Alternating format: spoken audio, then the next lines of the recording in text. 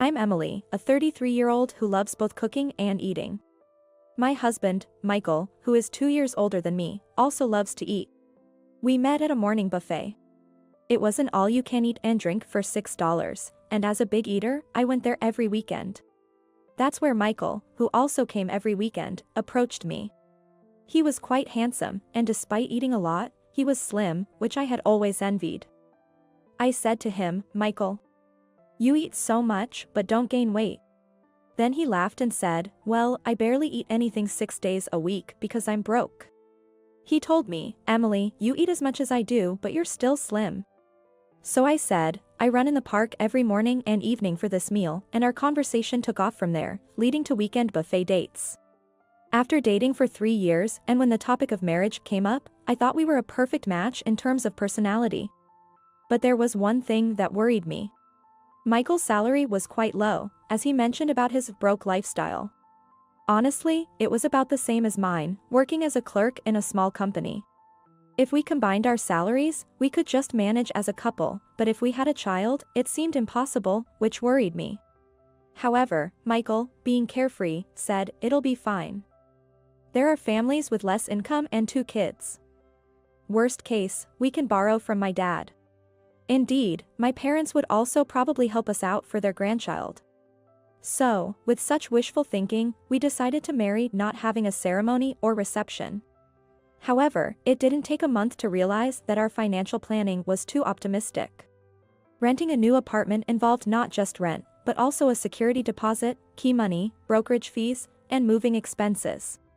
For furniture, which we had previously made do with cheap items, Michael ordered a set costing several $1,000s without consulting me. We had to buy new curtains because the sizes didn't match. We also had to repurchase all our dishes after Michael accidentally broke them during the moving. Our new home was indeed lovely, but I was anxious about how much would be deducted from our account next month. Most purchases were on credit, and though they were paid from Michael's account, we agreed to split all marriage-related expenses. So the first bill after our marriage made me tremble. We needed to cut back on our expenses. We agreed to set up a joint account, each contributing a fixed amount monthly for utilities and essential marital expenses. And to discuss if funds fell short. But there wasn't much to cut back on. As we both worked full-time, we were only home 1 or 2 days a week, so our utility bills were already low. I switched to a budget cell phone plan, but Michael insisted on staying with a major carrier. For clothes, I shopped at fast fashion and thrift stores, but Michael refused. Even for cosmetics, I tried making my own, but Michael started ordering expensive hair growth products online. And he even tried to pay for them from our joint account. I complained, "Isn't it strange that we have to pay for your hair growth treatment from our joint account?" But Michael argued, "What are you talking about? It'd be embarrassing for you too if your husband was bald, right? So, it's an issue we should tackle together." There was no choice but to cut down on our food expenses. I utilized the internet for budget recipes, compared flyers from nearby supermarkets to shop at the cheapest one. Even if it meant dragging a shopping cart and walking 30 minutes, and took advantage of evening sales. I also borrowed wisdom from my grandmother, who was frugal since she was born in the early 1900s. Thanks to these efforts, our monthly food expenses, which were nearly $500, were reduced to $300. Of course, this was while still considering nutrition and taste. I was proud of myself as a competent wife, but then, hey, what's this $295.61? It looks like it was withdrawn at the end of the month. Michael, who happened to check our joint account, asked me, "Oh, that's for our food expenses for this month." I had been paying up front and withdrawing the total from our joint account at the end of the month. No way, $300 for a month? That's right. Isn't it great? Michael looked at me, who had just replied with a bit of pride, with disbelief. "What are you talking about? Why does it cost $300? What do you mean? $300 for a couple is quite low. No way, it should be more like $200 at most." I was so flabbergasted, I ended up staring at Michael as if to bore holes into his face. Sure, maybe it's possible if you're a full-time homemaker, diligent, and getting things like vegetables and eggs from your parents' farm. But I work full-time and my parents aren't farmers, so they can't send us anything. Honestly, I'm so exhausted every day from resisting the urge to take shortcuts with ready-made meals and still cooking after a long day at work. Moreover, Michael eats the amount of 2 men and even tries to buy snacks from our joint account saying, "I need sweets because I'm working hard for our life together." I've lost count of how many times I've snapped at him, saying, "Hey, our house isn't an all-you-can-eat buffet." Still, keeping our monthly food expenses to $300 should be commended, right? It might seem trivial, but my feelings for Michael plummeted rapidly. Seeing me like this, Michael apparently thought of getting his mom to scold me for being wrong. Out of the blue, he suggested visiting his parents' house over the weekend. I was actually hoping his mom, Susan, would give him a piece of her mind, so I agreed readily. Susan has been a full-time homemaker for 37 years, a real pro. She's particularly good at turning one ingredient into a variety of dishes. For example, with one radish, she uses the leaves for toppings or fillings, the skin for stir-fry, and the flesh for stews, leaving almost nothing to waste. Before we got married, I used to visit his parents' house and learn a lot from her. When we arrived at his parents' house, Susan immediately served dinner. Though she went a bit fancy knowing we were coming, it was her usual budget-friendly cooking: soy pulp burgers, egg and seafood stick omelette with sauce, and pickled vegetable peels. As we enjoyed the delicious meal, Michael predictably complained, "Mom, spending $300 a month on food is way too much. Tell Emily off, will you?" When I explained the situation to Susan, who was taken aback by Michael's sudden remark, she said, "Isn't $300 normal for a couple? I could save more as a dedicated homemaker, but Emily works every day. She's doing well enough." But Michael wouldn't budge. "Mom, don't defend her. I used to cook when I lived alone, and I spent only $100 a month." I said, "That's impossible," thinking there's no way that could be true. Then Michael started fiddling with his phone and said, "Look, here's the proof," showing me his budgeting app with a smug face. It was indeed less than $100 a month. See? Even I, a man, can save that much. But hey, aren't you just buying stuff like bean sprouts, instant noodles, and the like? I sighed. Sure, if you're eating super cheap stuff like 19-cent bags of bean sprouts, fish sausages for $1.68, 5 packs of instant noodles for $1.52, and 78-cent bread all the time, even going to an all-you-can-eat buffet every weekend would keep you under $100 a month. Susan was also astonished, saying, "No wonder you always gorge on meat when you come here." I'm appalled. His dad, Peter, sided with me, saying, "Emily is making balanced meals with affordable ingredients. You, who think cooking is just about filling your belly, have no right to act all high and mighty." But Michael, with his pride hurt, didn't say anything, just wolfed down Susan's cooking and stormed out. "Sorry, dear, he just doesn't understand how hard it is to be a housewife," Susan apologized to me. Peter even suggested, why not have him stay at our place for a month, doing all the shopping and cooking? He might understand how tough it is to make balanced meals affordably while working. But Susan was doubtful, saying, "But you know, if he doesn't like it, he'll just run away like he did just now." That's it. I have a great idea. I shared my plan with Peter and Susan. It was to send Michael to my grandmother's place. My grandma, nearly 90, is a tough woman who survived World War II.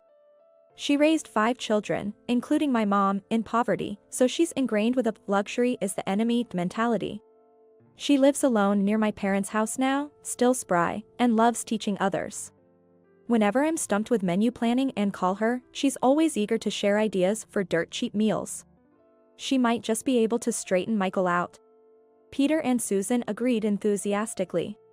When I called Grandma, she was overjoyed, saying, "I've been bored lately. This will be fun." The next evening, Michael and I went to my grandma's place. Michael, learning of my plan only upon arrival, protested, "Why do I have to learn this stuff?" But Grandma provoked him, saying, "Modern men are all talk. You must be bossing Emily around, thinking you can't handle budgeting." That seemed to rile him up. "Piece of cake," he declared, agreeing to visit her place from the next evening. But Grandma put him in his place, saying, "What about breakfast? You might as well live here, and he reluctantly agreed to stay with her. A week later, I got a tearful call from Michael. Emily, I'm sorry, I was wrong. I've reflected on it, please help me. From what Michael told me, it sounded like my grandmother really gave him a hard time. When he threw away the water that has been used to wash rice, she scolded him, "What are you throwing away? That can be used to clean oily dishes and for wiping down surfaces, even for blanching vegetables." If he tried to throw away the roots of spring onions, she would strike like lightning, saying, "Plant them in the soil. They'll be edible in a few months, don't you know that?" When he brought home store-bought salad dressing, she yelled at him, "You can make it cheaper with oil and vinegar. Anyway, we don't need fancy dressings." If he said he wanted to eat meat, she'd scold him, "Tofu has protein too. Don't be extravagant." And so, it seems he was lectured like this every day. He was also put in charge of buying groceries, so he learned firsthand how much money he had been carelessly spending on food. I didn't know. Meat and fish are that expensive. He never knew the prices since he only ate them at home when he was living alone. Michael caved after just a week, but I had anticipated he wouldn't last a month and made him sign a contract to pay me $1,000 if he didn't. Since Michael couldn't afford that, he reluctantly tried hard to last a month at my grandmother's.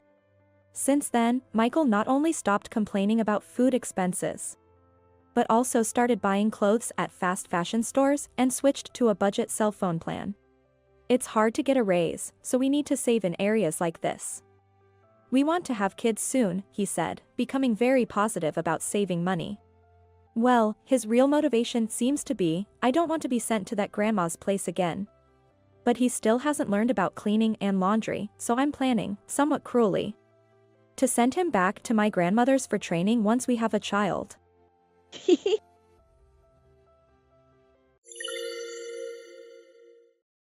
My name is Hazel. I'm a 27-year-old stay-at-home mom. I had a problem with my mother-in-law who lived with us. She was constantly texting me about every little thing. It seemed a friend of hers taught her how to send text messages, but it turned out to be a nuisance. For her, it just became another way to harass me. She remained quiet when others were around, and chose to communicate her complaints to me through messages. Last night's dinner was terrible.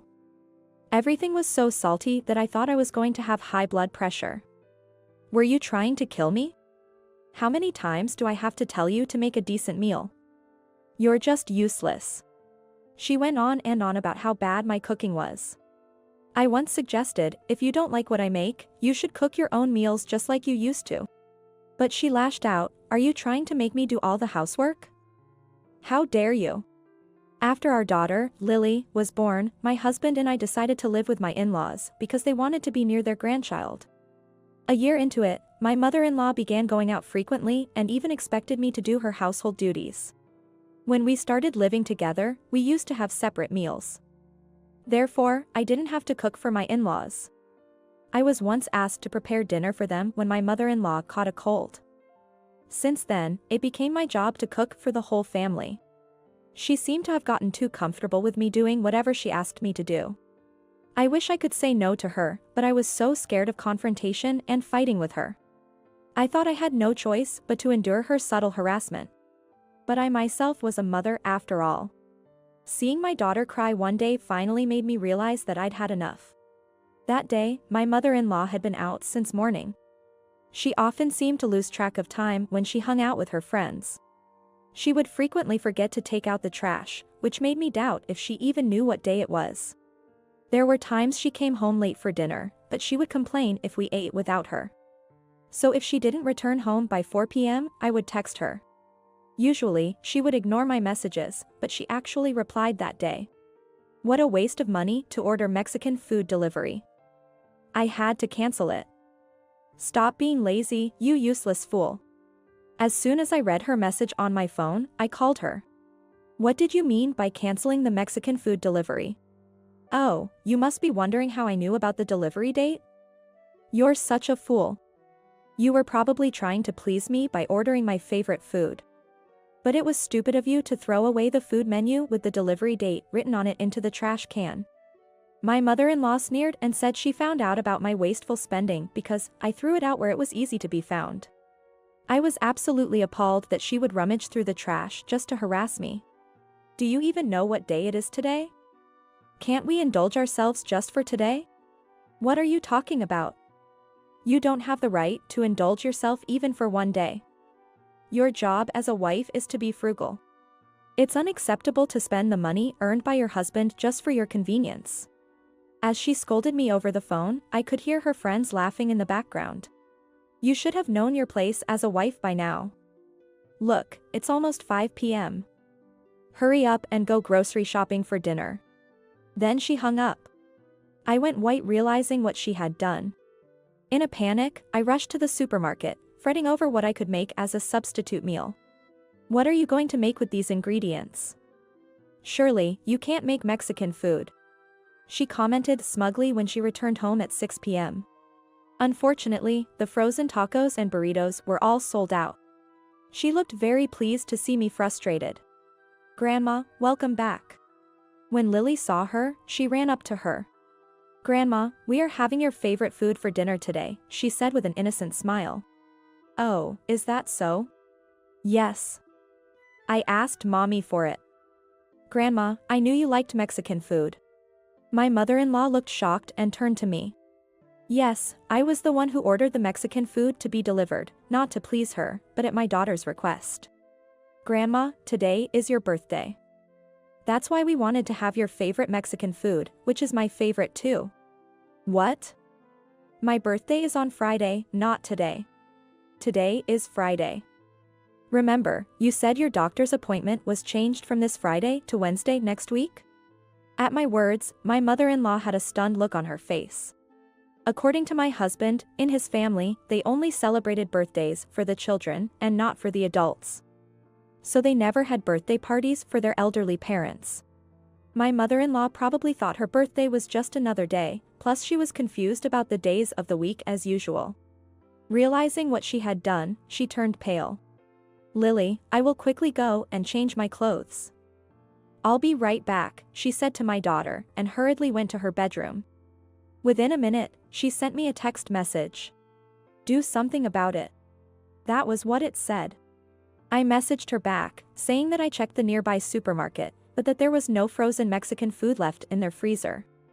Her reply to my message was, then pretend there has been a misunderstanding on the delivery date or something. As I didn't send her a reply, she came into the kitchen and told me to go to the living room. Hurry up. Otherwise, Lily will start to suspect. My daughter had no trouble accepting the fact that there was no Mexican food for dinner. It seems the Mexican cook suddenly got a stomach ache and had to go home, I told her. I honestly thought she would cry, but she said, poor thing, having a tummy ache. It's okay, I can have a taco another time. Seeing her sad and disappointed face, I felt guilty for lying. My mother-in-law wouldn't let me go back to the kitchen, so I just played with my daughter to distract her from her feeling disappointed. My mother-in-law seemed to have prepared dinner, though. Soon after my father-in-law and my husband came home from work, we all sat at the dining table and started the dinner. Which was supposedly a birthday celebration for my mother-in-law. Aren't we supposed to have Mexican today? The cook got a tummy ache, Lily said. Confused, my husband asked me about it, and I explained that it was cancelled due to a mix-up on the delivery date. He looked dubious, but then my mother-in-law quickly interrupted, are you sure it was just a mix-up on the date? Didn't you just forget to order the food? Poor Lily. She was looking forward to surprising me for my birthday. Hearing that, I was dumbfounded. I couldn't believe she shifted the blame onto me, after making me cover for her. As I clenched my fist, Lily whispered in my ear, Mommy, I want to eat some cake. That was when I realized I'd momentarily gotten lost in my own anger. It's a surprise you came up with. Wait here, I'll go and get the cake. I whispered back and stood up. From the living room, I heard Lily's voice, saying, each cake is small. The chocolate one is mine. But because it's a big piece, I'll share it with Mommy. Mommy and I both love chocolate. Grandma, you can have the one with strawberries. Lily must have gotten so excited that she spilled the beans about the surprise, which she made me promise not to tell her grandmother. She said it was a secret between her and I. I couldn't help but smile at her cuteness, but as I opened the fridge, I frowned. What? The box full of cakes that was delivered earlier was missing. I heard the notification sound came from my phone in my pocket, and a dreadful thought crossed my mind. I turned to look at the kitchen trash can. I received a few messages from my mother-in-law, and each message was very short, as if she sent in a hurry. In the fridge, there was a box. Most were chocolate ones. I thought you wasted money on your favorite cakes. Well, I did love chocolate. But even if it was just a misunderstanding on her part, the idea of her throwing away food before dinner was absurd to me. Inside the lidded trash can, I found the petit fours, tragically squashed. The little cakes that had sparkled like jewels in my daughter's eyes. My mother-in-law must have realized what she had thrown out were the cakes my daughter was looking forward to. Do something about it. If not, I'll say the dinner incident was your fault. Pretend the cake was off. She kept sending me short messages, one after another. What a selfish woman she was. I stood in the kitchen, dumbfounded, when I heard my daughter's voice calling me. Mommy, aren't you bringing the cakes over here? I could hear her standing up and coming towards the kitchen. Lily, no. You can't go into the kitchen. You have to wait patiently for your mommy to come back to the table. The way my mother-in-law said to Lily sounded very harsh. Mom, stop it. Lily doesn't like it. Why are you so desperate? My husband said. I want to go and see. I want to see my cake. Don't be silly, come back here. Then, something hit the floor with a loud thump, followed by Lily's crying. Snapping back to reality, I rushed to the living room, and my daughter flew into my arms when she saw me. What on earth happened? When Mom yanked Lily's arm, she fell to the floor. I just tried to stop Lily from. What kind of person makes a child cry like that? My husband and my father-in-law glared at her, who was at a loss for words, but then she looked at me as if she remembered something. Hazel, I thought you might have ordered the cakes to be delivered on a different date, just like you messed up with the Mexican food order. I just didn't want Lily to find out about that. Everything is your fault. My mother-in-law started spouting nonsense. All this was probably because I had always been submissive to her. She thought she could again get away with her nonsense. But this time, she crossed the line. She made my daughter cry just to cover up her own mistake. I let that happen because I was weak. I'm sorry, Lily, I said. I gently stroked her back and spoke to her. Grandma threw away all the cakes, and she was the one who canceled the Mexican food delivery. I'm really sorry for lying to you. Hazel, how dare you say that? My mother-in-law barked, but my father-in-law silenced her with a glare. Why is Grandma so mean? I don't know. Maybe because she doesn't like me. Is it because of Grandma that you always have to do the cleaning over and over? I saw Grandma making you do that. I was speechless. I had no idea my daughter knew. Grandma, you are so mean to my mommy. I don't like you. You aren't getting anything anymore. My mother-in-law was quite shocked when she heard her beloved granddaughter say that to her, and she felt betrayed by me. Do you have any proof that I did it? She screamed, so I showed her all the text messages she had been sending me. I couldn't say no to you because I was weak, but if you make my daughter cry, it's a different story. I will never forgive you for hurting her feelings.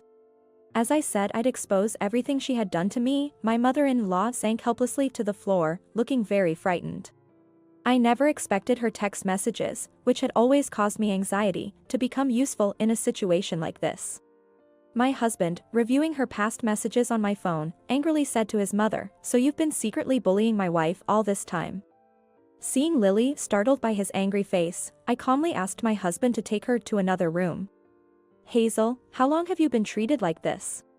When my father-in-law asked me, I told him everything about the mistreatment I had endured. My father-in-law was puzzled especially about the money his wife had been squandering whenever she went out with her friends. Then something seemed to click.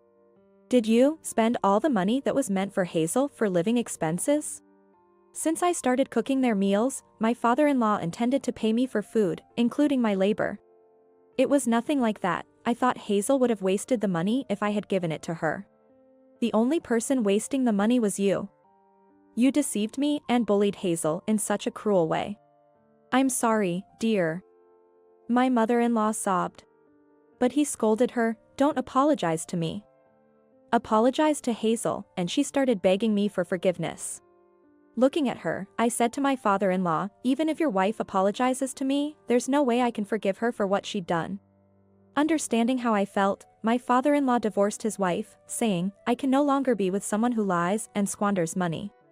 It turned out she even borrowed money from a loan shark because the money she had been stealing from us wasn't enough for her. When all her friends found out that she became penniless, they cut ties with her, saying, "When the money stops, so does the friendship." With nowhere else to go, she returned to her parents' home and is now working very hard to repay her debts. She's being bullied by her brother and sister-in-law, who are giving her a hard time. "What goes around comes around" was what my husband said about the situation his mother's in. I'm no longer afraid of the notification sound on my phone whenever I receive messages. I feel a deep sense of relief that my long-standing problem has been resolved.